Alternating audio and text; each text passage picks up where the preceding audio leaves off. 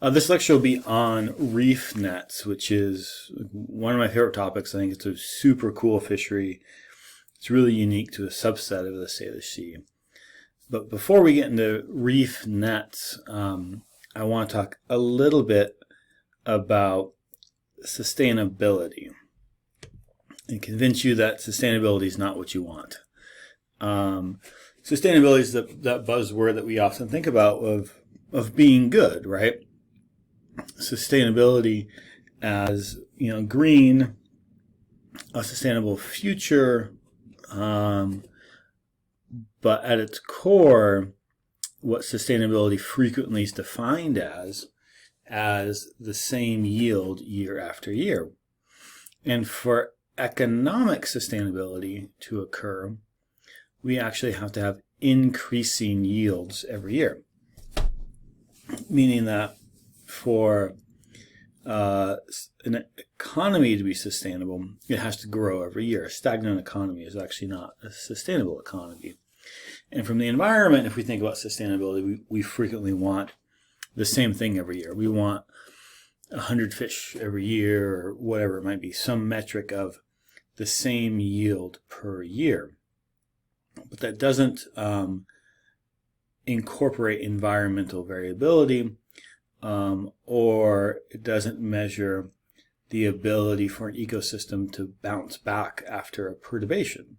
So we can design our system to be perfectly sustainable. We can say they're based on this, forest composition, we can harvest so many trees a year, and that'll be a sustainable yield. But then a drought comes, or a big wind happens, or something happens and it perturbates the environment, and we're not prepared for that. Our mechanisms aren't able to deal with that. So if sustainability is not necessarily what we're after, then the question is what do we want?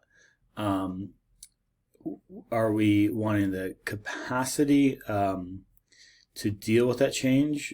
Is having the same thing every year, is that reasonable? The world is changing ecologically and socially, that the yields, that if we build our model to have so many trees harvested per year, as climate's changing, that's not going to take that into account. So what we really want to be able to do is integrate change.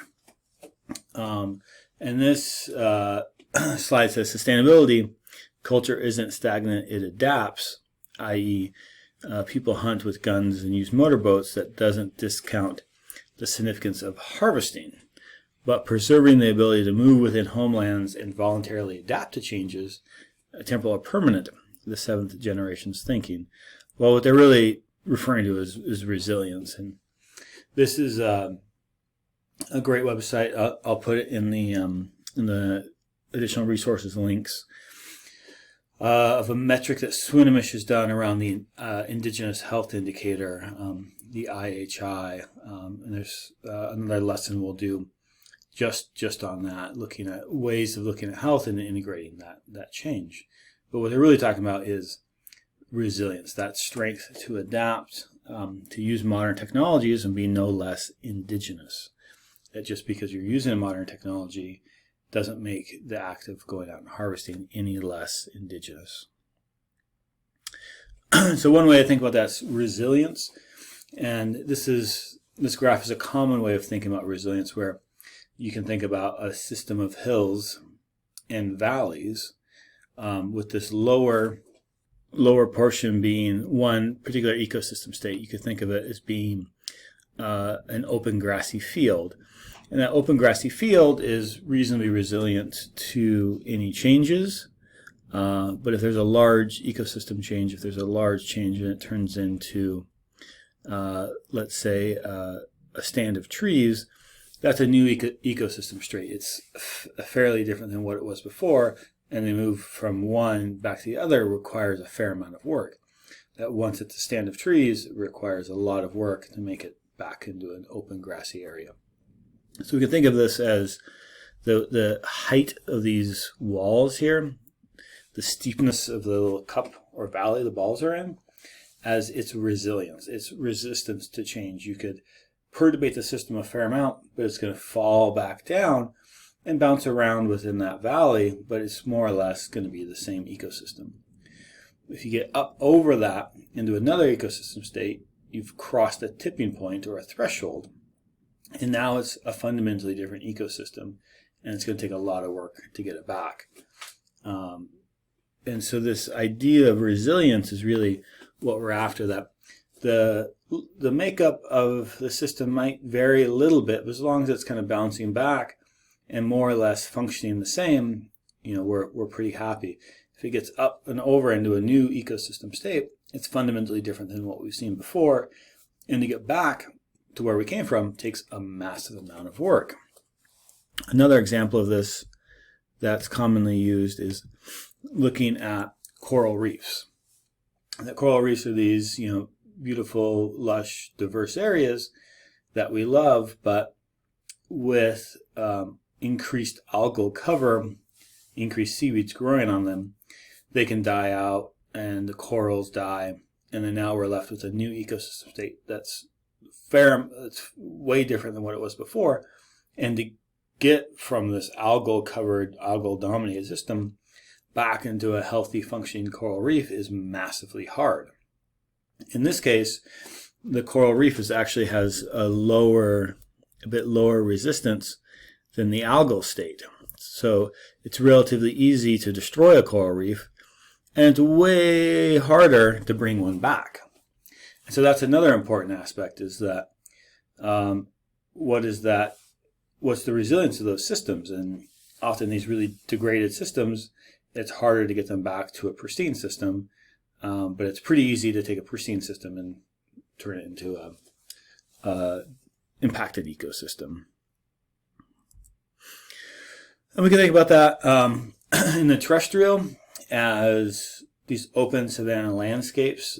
This is an example of Yellow Island, which is in the San Juans. It's managed by the Nature Conservancy, and it's an open savanna landscape. It's a few big trees with lots of nice, lush green areas with camas and wildflowers and traditional plants. And that's been managed by people, in this case by physical removal of large trees, and in pre-contact through the fires that we talked about in a prior lecture. You can compare that to a really densely packed forest that hasn't been burned, that hasn't been cleared out, that's now fundamentally a different place. The camas doesn't grow, a lot of the wildflowers and traditional plants don't grow. And that's a different ecosystem state.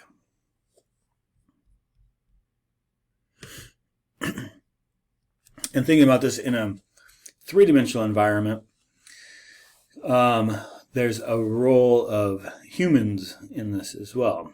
And so if we think about two ecosystem states, one that's Douglas fir dominated, which is a big local tree, you kind of see them everywhere, and they're real indicative of not a lot of management happening. If we go in and log an area, then just leave it alone for a while, Doug firs kind of come in and become the dominant tree species. Pre-contact, though, there's lots of these big open Gary oak savannas. Gary oak, also called the Oregon white oak, are these big giant oak trees. They're currently down to about 5% of their historic distribution, and they were maintained via burning. That a few Gary oaks with a lot of open grassland below it for camas and other important foods was maintained by regular burning, which killed the little Gary oaks that were trying to grow up and shade out. Killed the little Douglas firs that were trying to grow up and shade out the Gary oaks. Now that we've no longer maintained that societal management, in this case that indigenous management, many of these systems are moving over to a Douglas fir dominated system. So if you think about the Gary oak as this small basin here, what was keeping the ecosystem state, or the ball, in the Gary oak basin was indigenous management, the way that people managed landscapes for thousands of years. With that gone, the ecosystem state has moved over this Douglas fir, which is this larger basin.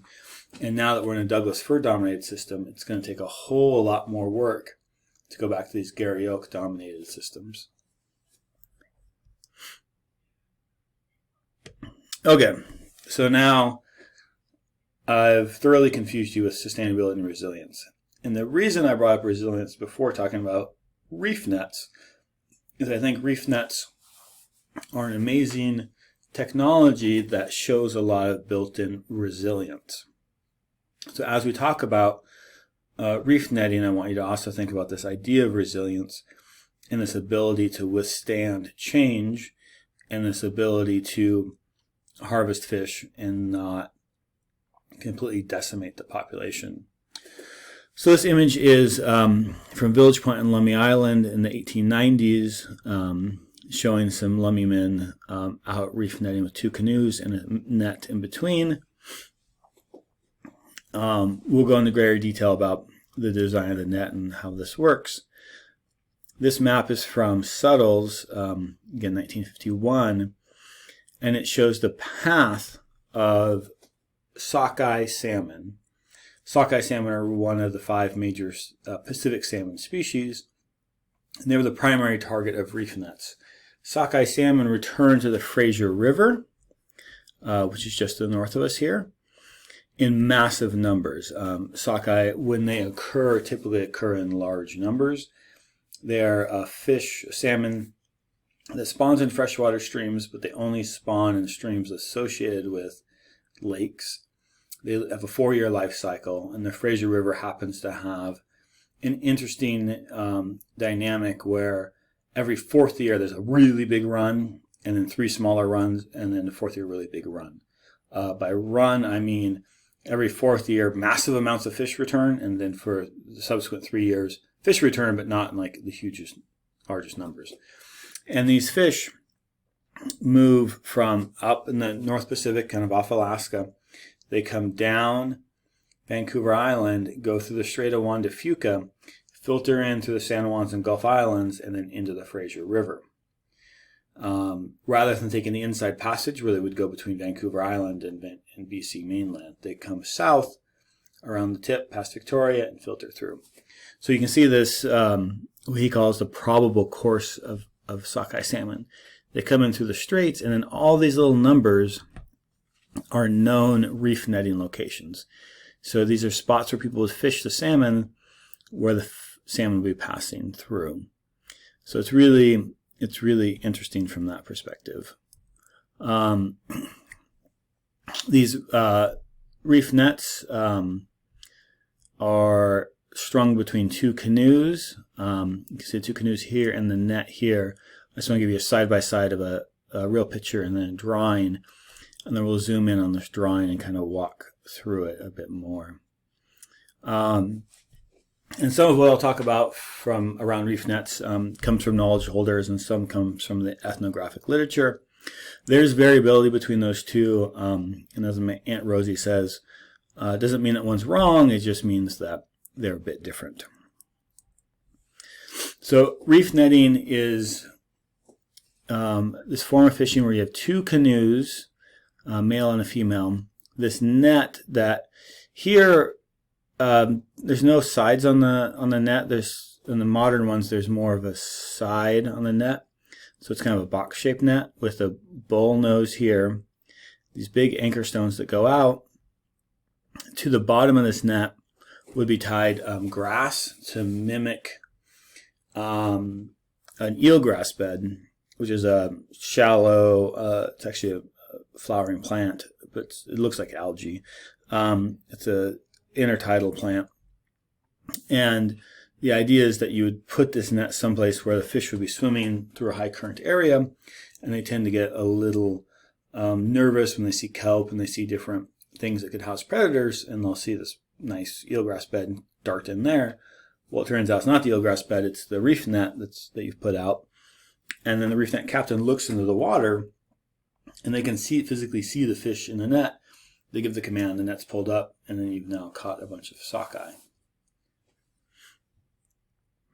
And the reef net is often referred to as schwalla in Lummi.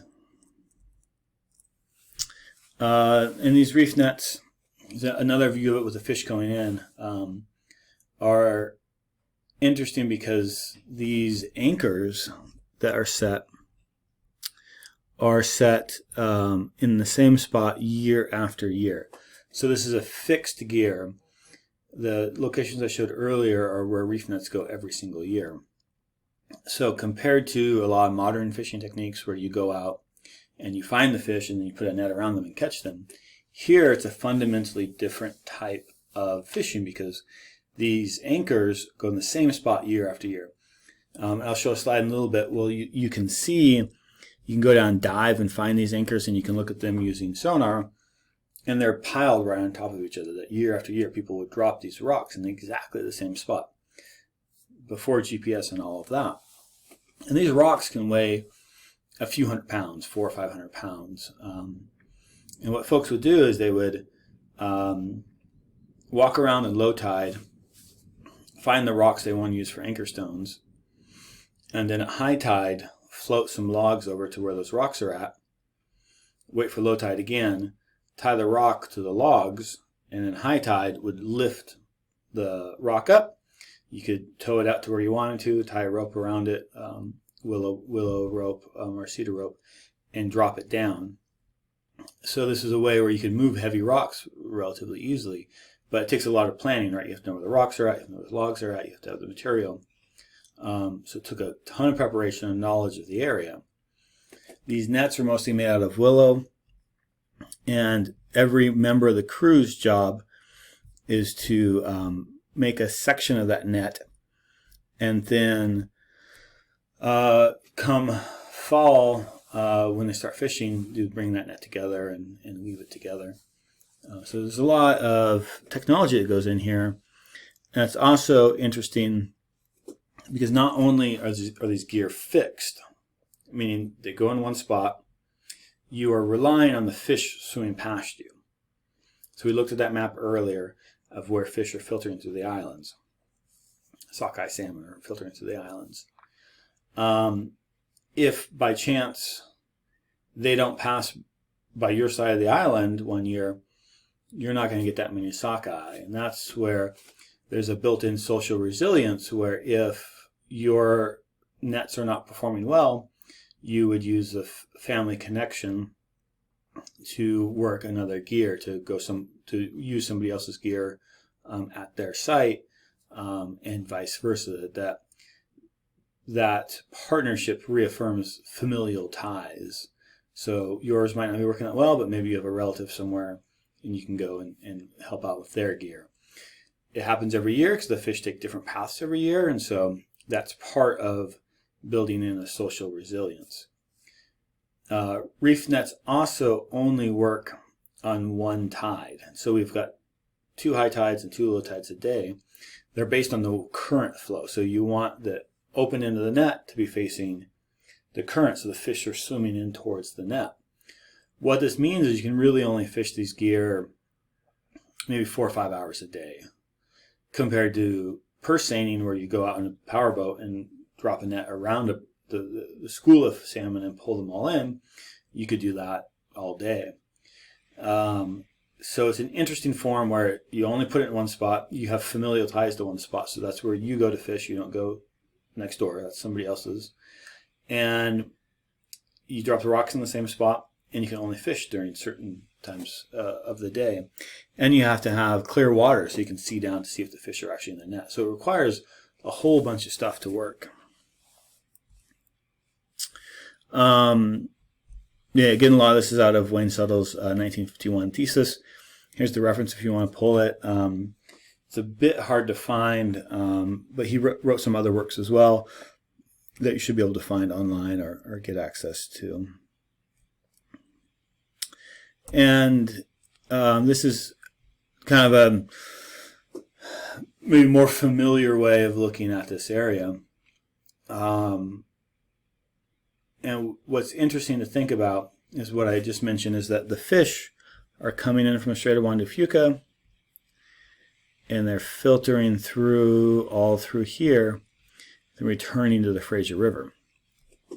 Now what happened a few years ago, we had what was called the warm blob, That's a warm parcel of water that was out in the Pacific, and that pushed up against Washington and Vancouver Island. And the sockeye did not want to go through that warm pool of water, so they did not come their normal route.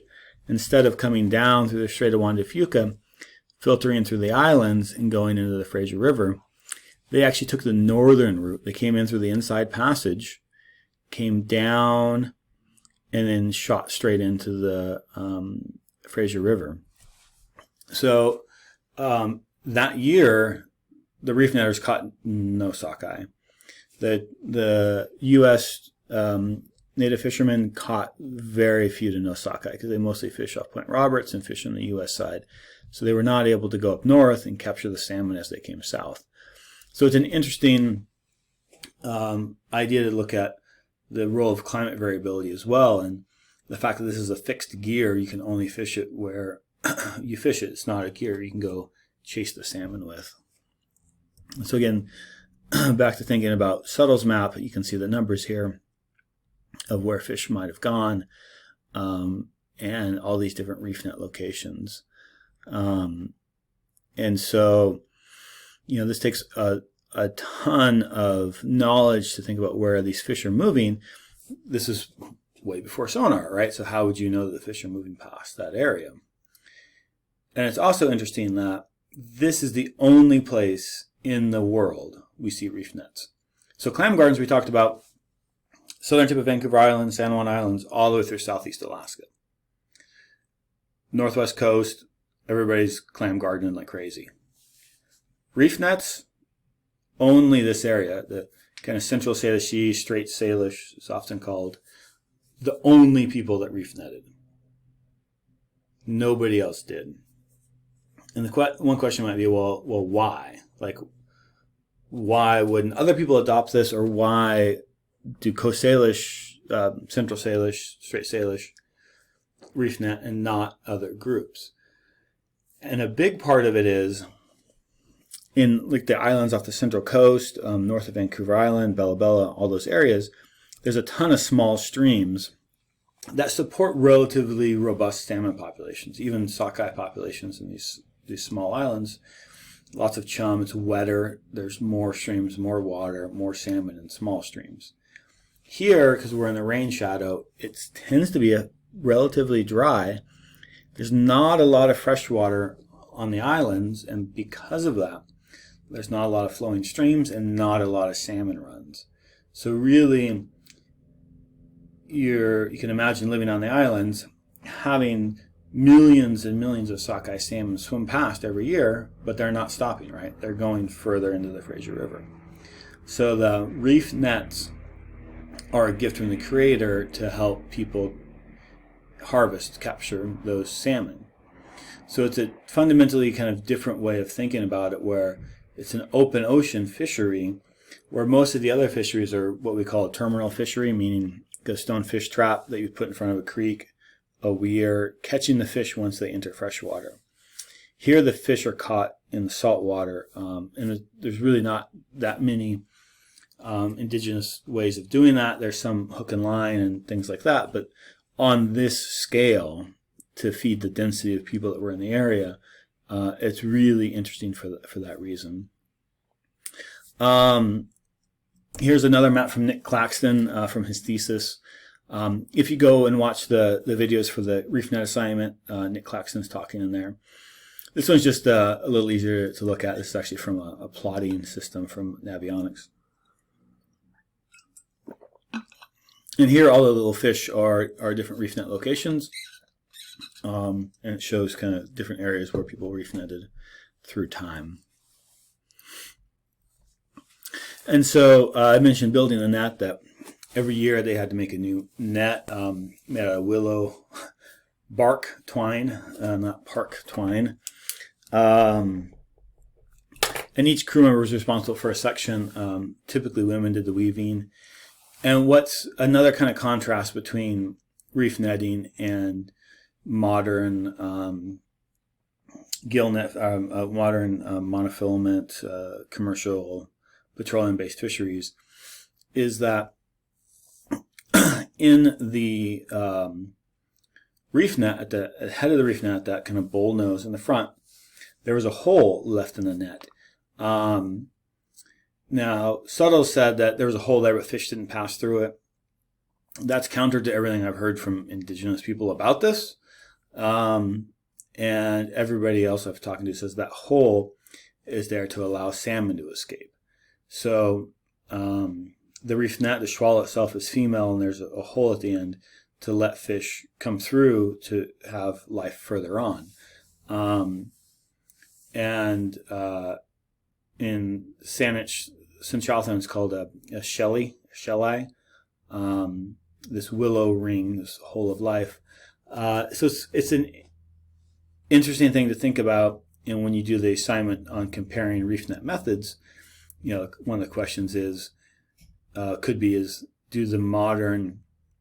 does the European form of reef netting that's occurring today, do they put a hole in their net to let some of the fish escape? But traditionally there will be a hole in the net to allow some of the fish to escape. We talked a bit about the anchor stone as well. And this is a difference between the anthropologists and what people have shared with me. Syste talks about the stones being placed between two canoes on planks, and then those are taken out and dropped. Elders often talk about using hydraulics, and so that's what I was talking about earlier, where you would float a couple logs to the site, wait for low tide, tie the logs around the stone, move it out, and then cut the rope and drop the stone. And being tied with cedar rope. And the really just absolutely amazing thing about this is that you can go down and dive and look in sonar and find piles of these stones. These are, again, huge stones, a couple 100 pounds, right on top of one another. Dropped exactly one on top of the other in massive current, year after year, with no GPS, just knowledge of lining up your spots, knowing exactly where to do it, and doing it exactly the right way to get that rock on top of one another. These are some mapping projects done out of Canada, looking at different reef net sites. And so they were able to go in and do a side scan sonar and find piles of rock, and then based on some other knowledge kind of make inferences about where the reef nets were open and how that relates to the currents. So they're actually able to go in and drive their boat with their sonar and see these giant piles of rocks in areas that shouldn't have a big pile of rocks. And then actually Daniel Boxberger, who's a faculty here at Western, he just recently retired. Way back in 85, sent a crew out on Lummi Island to Lego Bay to dive, and they dove along the bottom and were able to note these big piles of rocks. And I've talked to a Lummi sea urchin and sea cucumber diver, and he's observed the same thing as well, that there's these big piles of rocks kind of out in like a mud flat where you wouldn't expect to see them, these giant piles of rocks, and he actually goes out there now, and that's where he gets sea urchins all the time. Which is kind of an interesting thing of these piles of rocks, similar to clam gardens. Big piles of rocks form habitat. The clam gardens rocks are forming habitat for sea cucumbers, red rock crab, limpets, snails, seaweeds. These big rock piles are forming habitat for lingcod, rockfish, sea cucumbers again, sea urchins. So it's kind of interesting. It's another kind of side benefit, another form of management that's doing multiple things. And Syste talks about the first salmon right. It's what we frequently call now the first salmon ceremony. So you can imagine you've worked all year to make your reef net. You brought all the pieces together. They've been woven together.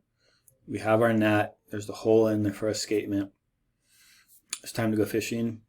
You go fish. You catch your first sockeye. And then you stop for days, sometimes up to 10 days, and hold ceremony.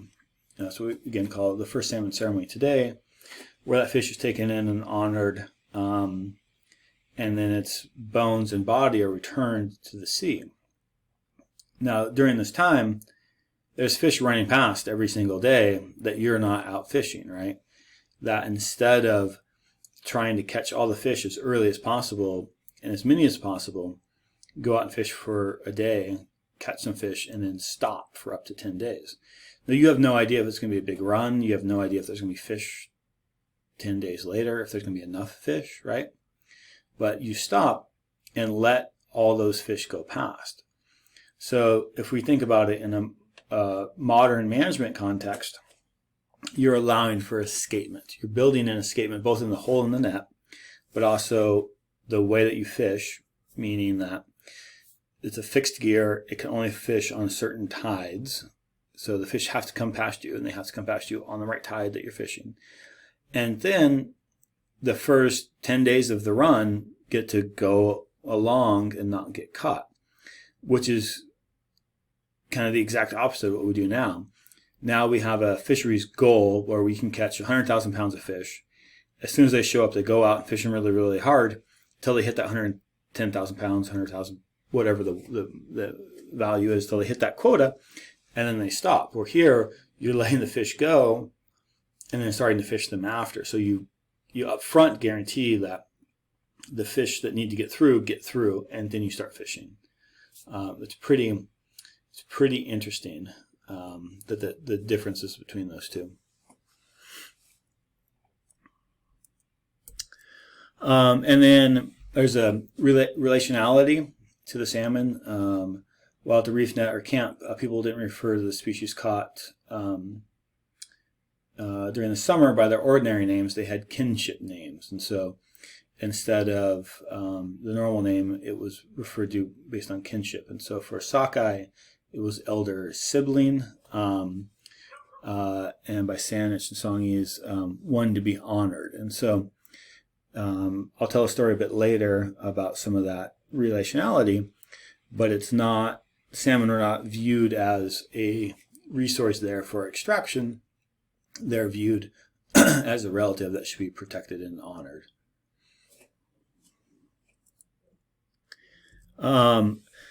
I mentioned having to have clean water, and that's an issue when we think about using traditional technologies in today's environment.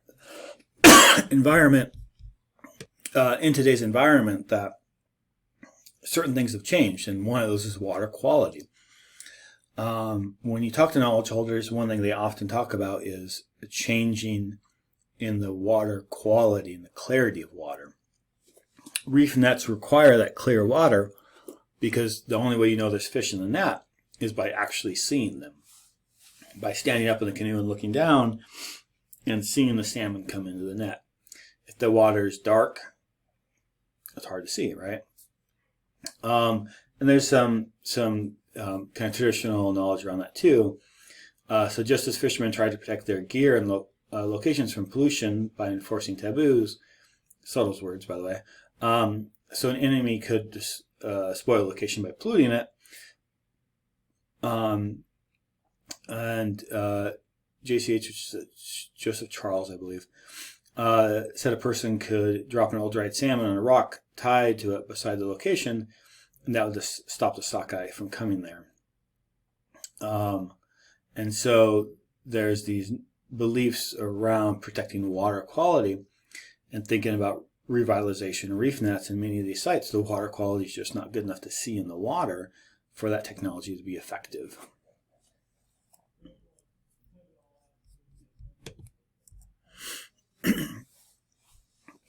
And the change in the tides, there was obviously there's been a big change in who's fishing and how they're doing it.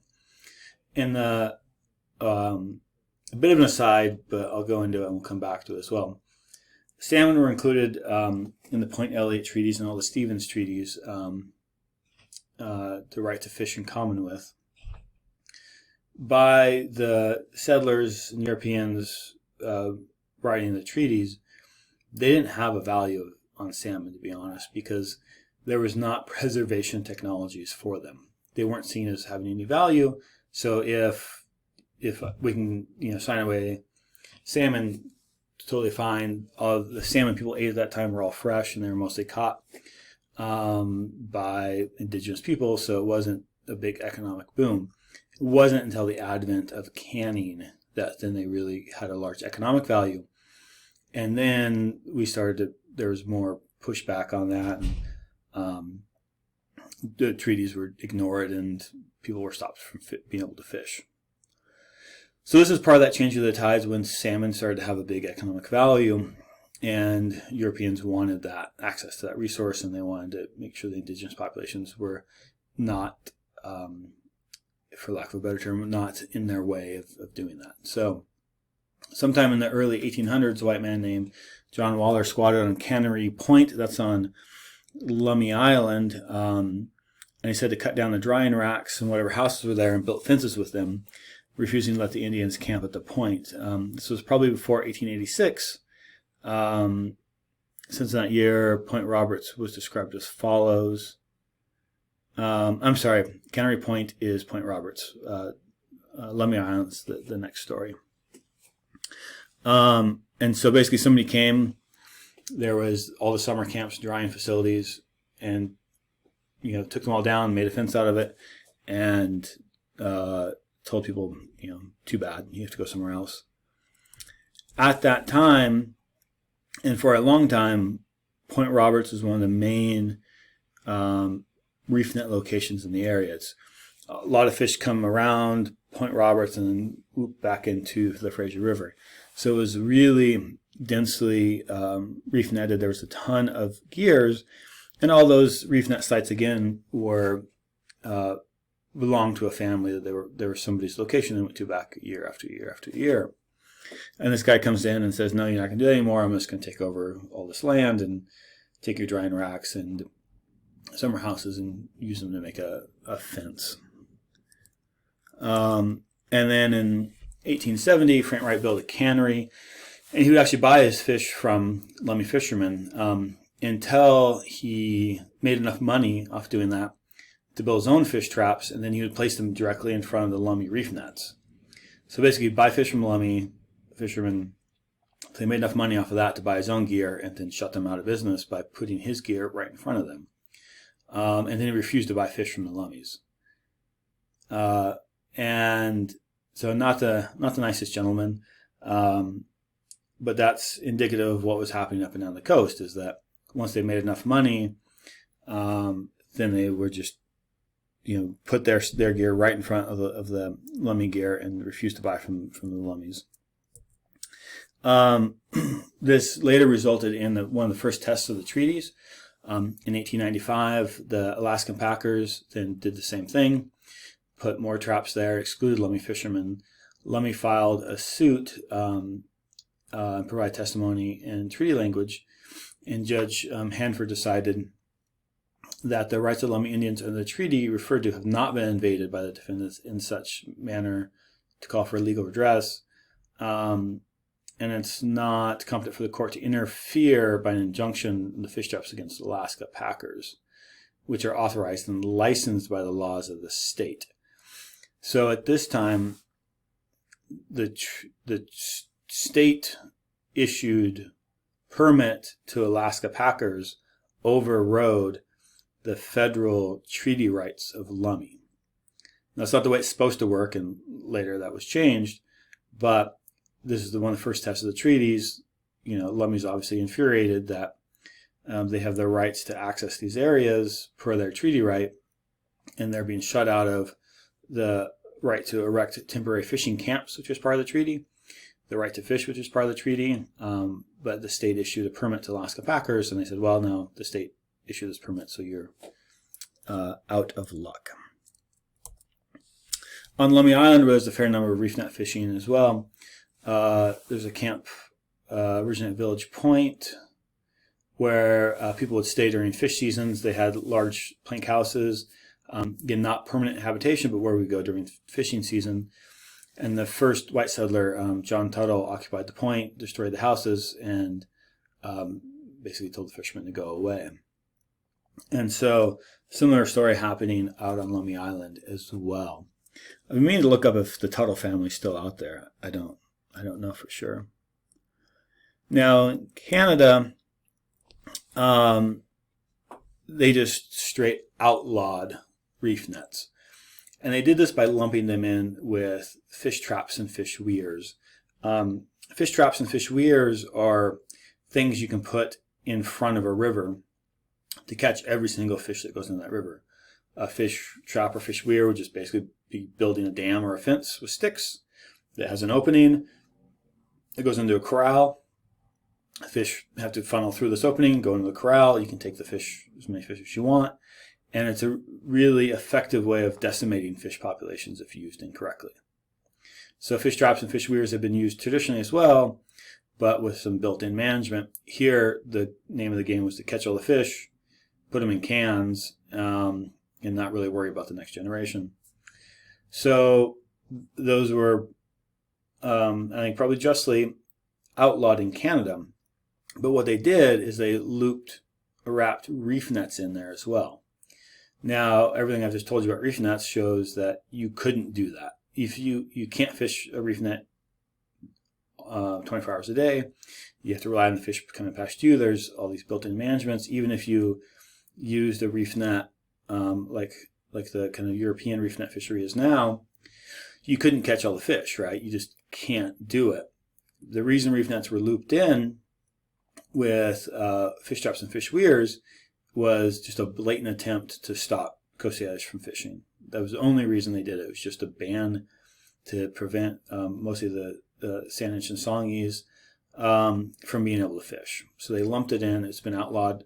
That in Nick Claxton's video and in his thesis, which is in the readings, we'll learn a little bit more about the reversal of that.